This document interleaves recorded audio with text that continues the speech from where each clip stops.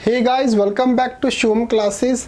अब हमारा next question है जो हमारे को डिस्कस करना है वो है on what factors does the resistance of conductor depends.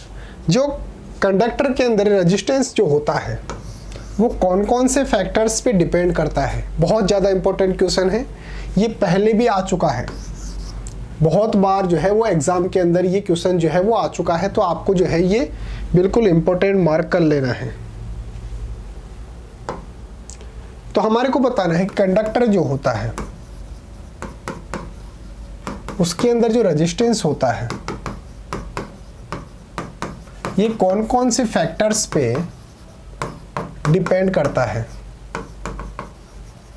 कौन कौन से फैक्टर्स पे डिपेंड करता है। तो देखो, सबसे पहले तो ये डिपेंड करता है टेम्परेचर पे। अब सर टेम्परेचर पे कैसे? जब हम मान लो कि ये मेरे पास वायर है, कोई ये मेरे पास वायर है, ए और बी इसके टर्मिनल है, ठीक है। और रेजिस्टेंस क्या होता है? रेजिस्टेंस क्या होता है? ऐसी प्रॉपर्टीज किसी भी मटेरियल की जो उसके अंदर जो इलेक्ट्रिक करंट जो फ्लो होता है, यानी कि इसके अंदर इलेक्ट्रॉन्स वगैरह जो फ्लो होंगे उसकी वजह से इलेक्ट्रिसिटी कंडक्ट होगी, उसको जो है वो ऑब्स्टिकल उसके अंदर बन जाते हैं, उसको फ्लो नहीं होने देते हैं। तो अगर मैं मेटल की बात करूं तो मेटल के अंदर इजीली जो इलेक्ट्रिक करंट जो होती है वो फ्लो हो जाती है, इसका मतलब उसके अंदर रेजिस्टेंस जो होता है वो कम होता है। और नॉन मेटल जो होती है, जैसे मान लो प्लास्टिक, उसके अंदर तो इलेक्ट्रिक करंट फ्लो हो ही नहीं सकती। क्यों? क्योंकि उसके अंदर रेजिस्टेंस जो होता है वो काफ़ी ज़्यादा होता है, थोड़ा बहुत ज़्यादा नहीं होता, काफ़ी ज़्यादा होता है। उसकी वजह से उसके अंदर जो है वो क्या नहीं हो पाता, जो इलेक्ट्रिक करंट जो है वो फ्लो नहीं हो पाता। तो अगर मैं यहाँ से कोई चार्जेस जो है वो यहाँ पर जाने की कोशिश कर रहे हैं तो बीच के अंदर ऑब्स्टिकल्स जो आ रहे हैं उनको रेजिस्टेंस बोला जाता है। उनको क्या बोला जाता है? रेजिस्टेंस। ठीक है सर। एक तो नॉर्मल कंडीशन ये है कि इसका टेम्परेचर जो है वो मैं क्या रख रहा हूं? नॉर्मल रख रहा हूं, नॉर्मल रख रहा हूं। एक कंडीशन क्या है कि इसका जो टेम्परेचर है वो मैंने क्या कर दिया? हाई कर दिया। अब जब मैंने इसका टेम्परेचर हाई कर दिया तो इसके अंदर क्या होगा? ये जो मेरे पास यहाँ पे चार्जेस जो हैं, इसके अंदर जो चार्जेस जो हैं उनके अंदर काइनेटिक एनर्जी जो है वो ज़्यादा हो जाएगी। काइनेटिक एनर्जी ज़्यादा होने की वजह से ये फास्ट जो है वो मूव करते हैं, फास्ट मूव करते हैं। इसका मतलब इसके अंदर जो इलेक्ट्रिक करंट जो है उसकी क्वांटिटी जो है वो इंक्रीज हो जाएगी और रेजिस्टेंस जो है वो डिक्रीज हो जाएगा, कम हो जाएगा। क्यों? क्योंकि मैंने टेम्परेचर जो है वो इंक्रीज कर दिया। जनरल लैंग्वेज के अंदर ऐसे समझो कि आप जो है आपके नीचे जो है वो आग बिछा दी। एक कंडीशन तो ये है कि नॉर्मल, जैसे मैं खड़ा हूँ, टेम्परेचर बिल्कुल नॉर्मल है, तब अगर मेरे को चलने के लिए बोलेंगे तो मैं बिल्कुल आराम से चलूँगा, धीरे धीरे चलूँगा, इस तरीके से। ये देखो मैं चल रहा हूँ। एक यहाँ पे आग के अंगारे बिछा दिया आपने और मेरे को चलना ही है उस पर, मैं मना नहीं कर सकता, तो मैं क्या करूँगा? उस पर ऐसे ईजीली नहीं चल के, मेरे को चलना तो है ही, तो मैं क्या करूँगा? उसको दौड़ के जो है वो फास्टली जो है उसको पास कर दूंगा। ये मैंने ऐसा क्यों किया? क्योंकि मेरे पास जो टेम्परेचर आया है उसकी वजह से मेरी काइनेटिक एनर्जी जो है वो इंक्रीज हो गई। काइनेटिक एनर्जी होने की वजह से, इंक्रीज होने की वजह से मैंने जो है वो फास्ट काम किया। तो जो इलेक्ट्रॉन्स, जो चार्जेस पहले स्लोली मूव कर रहे थे, टेम्परेचर इंक्रीज करने की वजह से वो फास्ट मूव करते हैं। तो इसका मतलब ये हो गया कि भाई टेम्परेचर का भी इम्पैक्ट तो पड़ता है। जो मेरे पास अब यहाँ पे फास्ट मूव कर रहे हैं, इसका मतलब जो उसके अंदर रेजिस्टेंस जो है वो कम हो गया, तभी जाकर तो जो है वो फास्ट मूव कर पाएंगे। अगर उतना का उतना रेजिस्टेंस उसके अंदर होगा तो ये फास्ट मूव कैसे कर सकते हैं? तो यानी कि टेम्परेचर इंक्रीज करने की वजह से जो कंडक्टर का रेजिस्टेंस जो होता है वो डिक्रीज हो जाता है। यही आपको जो है वो बताना है। तो सबसे पहले तो हम क्या बोलेंगे कि जो कंडक्टर का रेजिस्टेंस जो होता है वो किस पे डिपेंड करता है? टेम्परेचर पे डिपेंड करता है। फिर उसके बाद आप जो है एक फॉर्मूला याद रखेंगे, एक फॉर्मूला याद रखेंगे। फॉर्मूला याद रखेंगे तो इजीली जो है आप बता सकते हैं कि कंडक्टर के अंदर रेजिस्टेंस जो होता है रेजिस्टेंस जो होता है वो कौन कौन से फैक्टर्स पे डिपेंड करता है। तो देखो R is equal to rho L upon A होता है, ये रेजिस्टेंस होता है और ये इसका फॉर्मूला होता है। अब सर सबसे पहले तो इस फॉर्मूले को समझो। एक बार अगर आप फॉर्मूला समझ गए तो आप जो है वो कभी नहीं बोलेंगे कौन कौन से फैक्टर्स पे डिपेंड करता है। टेम्परेचर तो मैंने आपको समझा ही दिया कि टेम्परेचर इंक्रीज करने की वजह से जो रेजिस्टेंस जो होता है कंडक्टर का वो डिक्रीज हो जाता है, उसकी वजह से जो चार्जेज होते हैं वो फास्ट मूव करते हैं, ये तो मैंने आपको समझा दिया। अब ऐसे मानो ये मेरे पास क्या है, कंडक्टर है। अब ये मेरे पास एक कंडक्टर है, इसको मैंने जो है वो एनलार्ज करके बना दिया। ये वाला जो एरिया है वो ये वाला है, इस तरीके से है ये वाला एरिया, ठीक है। अब यहां से लेकर यहां तक की जो डिस्टेंस मेरे को कवर करनी है इसको तो मैं बोलूंगा लेंथ, इसको तो मैं क्या बोलूंगा, लेंथ। और यहां से लेकर यहां तक की, यानी कि इसकी मैं थिकनेस की बात कर रहा हूं, ये तो मैंने लेंथ की बात कर ली, अब मैं थिकनेस की बात कर रहा हूं, इस थिकनेस की बात कर रहा हूं। ये क्रॉस सेक्शनल एरिया है, इसको मैं A से डिनोट करता हूं। फिर इसकी कुछ रेजिस्टिविटी होगी, उसको मैंने रो से डिनोट कर दिया। अब अगर मेरे को बताना है कि इस कंडक्टर की रेजिस्टेंस, आपको फॉर्मूला बताना है, तो R is equal to rho L upon A।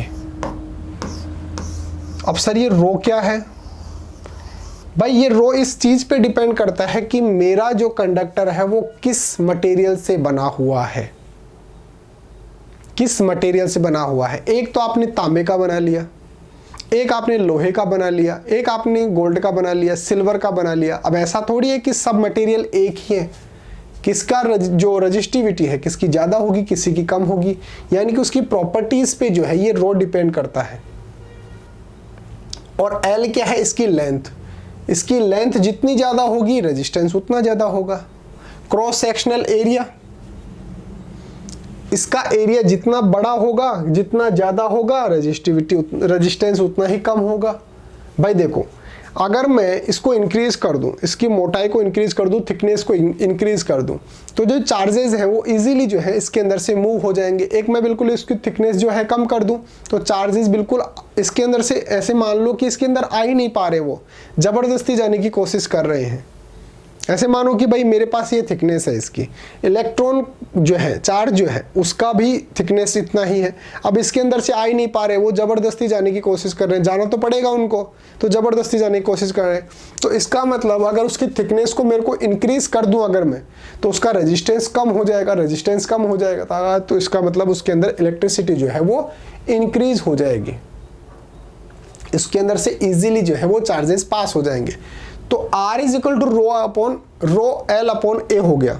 मैंने अभी आपको बताया कि रेजिस्टेंस का फॉर्मूला होता है rho L upon A, rho L upon A। अब कौन सी चीज क्या है मैंने बता दी, ये तो क्या है, ये है मटेरियल, कौन से मटेरियल से बना हुआ है, ये है उसकी लेंथ, जो कंडक्टर हम यूज कर रहे हैं उसकी लेंथ, ये क्रॉस सेक्शनल एरिया यानी कि उसकी थिकनेस।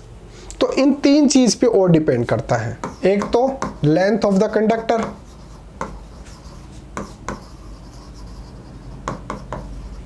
एक मटेरियल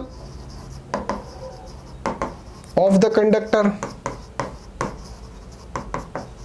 और एक क्रॉस सेक्शनल एरिया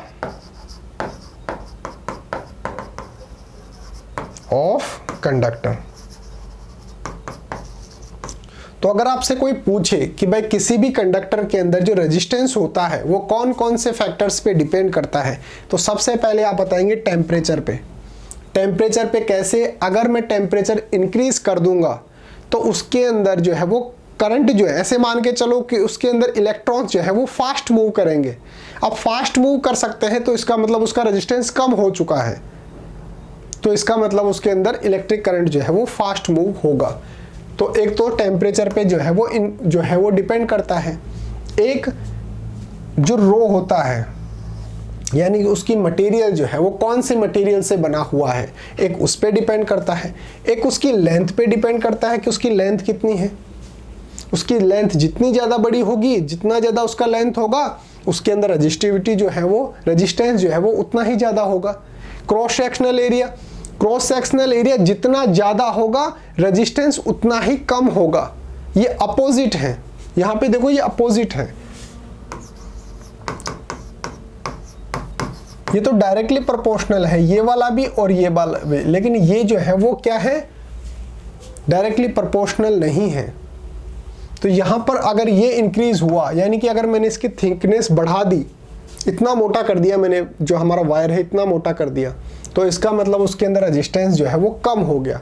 अब जो इलेक्ट्रॉन्स जो है वो, चार्जेस जो है वो इजीली उसके अंदर से मूव कर सकते हैं, इजीली मूव कर सकते हैं। इसका मतलब वो जो है अच्छा कंडक्टर हो गया, इसका मतलब उसके अंदर करंट जो है वो इजीली फ्लो हो जाएगा। तो जो कंडक्टर है उसके अंदर जो रेजिस्टेंस होता है वो कौन कौन से फैक्टर्स पे डिपेंड करता है, टेम्परेचर पे, लेंथ पे, मटेरियल पे, और उसका जो क्रॉस सेक्शनल एरिया होता है उन पे डिपेंड करता है। ये मैंने स्टूडेंट की जो है वो, जो हमारा टॉपर रहा था, जो बोर्ड का टॉपर रहा था, उसकी जो हमने कॉपी मंगाई थी उस कॉपी में से ये ले रखा है। ये कौन कौन से फैक्टर्स पे डिपेंड करता है, उसने कैसे लिखा था, resistance of a conductor depends upon following factors, it is directly proportional to length of conductor. देखो यहाँ पे ये फॉर्मूला हमेशा याद रखना, R is equal to rho L upon A, directly proportional L के, और ये डायरेक्टली प्रोपोर्शनल नहीं है। तो डायरेक्टली प्रोपोर्शनल किसके हैं, लेंथ ऑफ द कंडक्टर। तो मैंने क्या बताया, it is directly proportional to the length of the conductor. ये आपको बताना है कि भाई डायरेक्टली प्रोपोर्शनल होता है किसके, लेंथ के, और डायरेक्टली प्रोपोर्शनल होने का मतलब ये है कि उसकी लेंथ अगर हम बढ़ाएंगे तो रेजिस्टेंस जो है वो भी इंक्रीज हो जाएगा। It is indirectly proportional to the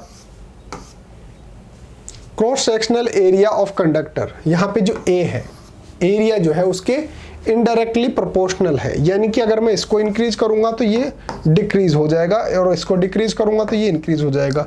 अगर मैं उसका एरिया जो है, क्रॉस सेक्शनल एरिया अगर मैं इंक्रीज कर दूंगा तो रेजिस्टेंस जो है वो डिक्रीज हो जाएगा।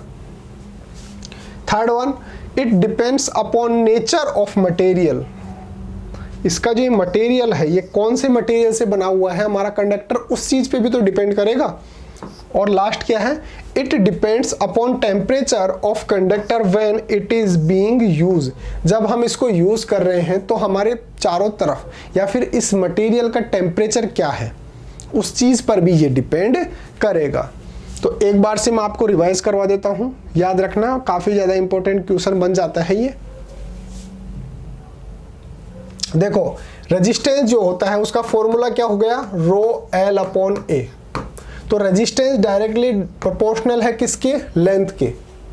तो मैंने क्या लिखा, रेजिस्टेंस जो है वो डायरेक्टली प्रोपोर्शनल है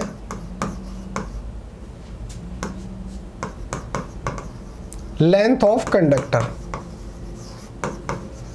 फिर रेजिस्टेंस जो है वो इनडायरेक्टली प्रोपोर्शनल है, इनडायरेक्टली प्रोपोर्शनल है किसके, ये प्रोपोर्शनल है पूरा लिख लेना, प्रोपोर्शनल है किसके, क्रॉस सेक्शनल एरिया जो है,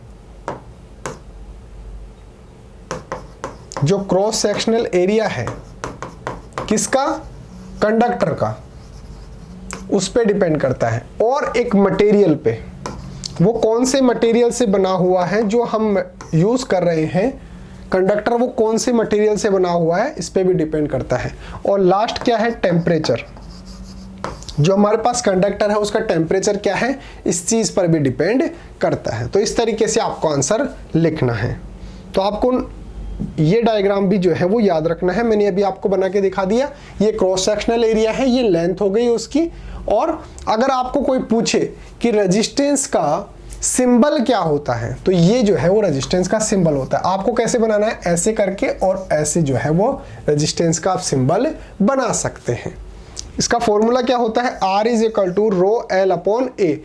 रो क्या है, रजिस्टिविटी, ये किस पे डिपेंड करता है, मटेरियल पे, वो कौन से मटेरियल से बना हुआ है। एल क्या है, लेंथ, ये हमारे पास जो है कितना बड़ा जो है वो इसका लेंथ है। और ए क्या है, क्रॉस सेक्शनल एरिया, इसका जो थिकनेस है वो कितना ज्यादा है, इस चीज पे जो है ये डिपेंड करता है। तो एक आपके लिए स्पेशल अनाउंसमेंट और है, उम्मीद है आपको जो आंसर है वो तो समझ में आया होगा।